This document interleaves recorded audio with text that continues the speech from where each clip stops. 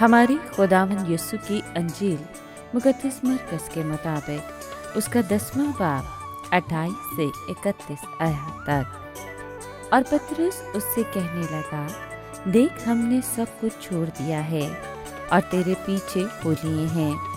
یسوع نے کہا، میں تم سے سچ کہتا ہوں، ایسا کوئی نہیں جس نے گھر یا بھائیوں یا بہنوں یا ماں یا باپ یا بال بچوں یا کھیتوں کو میرے لیے اور انجیل کے لیے چھوڑ دیا ہو، جو اب اسی زمانے میں 100 گنا نہ پائے، گھروں اور بھائیوں اور بہنوں اور ماؤں اور بال بچوں اور کھیتوں کو کسدیوں کے ساتھ اور آنے والے زمانے میں ہمیشہ کی زندگی، لیکن بتیرے جو اول ہیں آخر ہو جائیں گے اور جو آخر ہیں اول۔ پاک کلام کے پڑھے اور سنے جانے پر خداوند کی برکت ہو، خدا کا شکر ہو۔ عزیز دوستو، آج کے کلام میں ہم نے سنا کہ مسیح یسوع یہ کہہ رہا ہے کہ سب کچھ چھوڑ کر میرے پیچھے ہو لو۔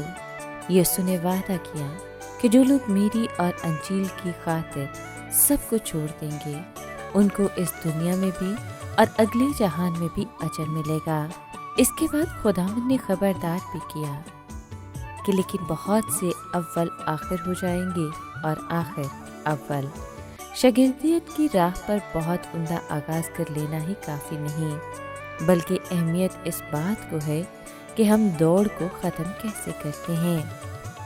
بہت سے ایسے لوگ ہیں جو وفاداری اور جان نثاری کے ساتھ چلنے کا وعدہ کرتے ہیں، مگر مسیح کے نام کی خاطر خود انکاری اور جان نثاری پر پورے طور پر قائم رہنے والے تھوڑے ہی نکلتے ہیں، اور بعض جو پسماندہ لگتے ہیں یا جن کی جان نثاری مشکوک معلوم ہوتی ہے، وہ مصیبت اور آزمائش کی گھڑی میں سچے اور خود کو قربان کرنے والے ثابت ہوتے ہیں۔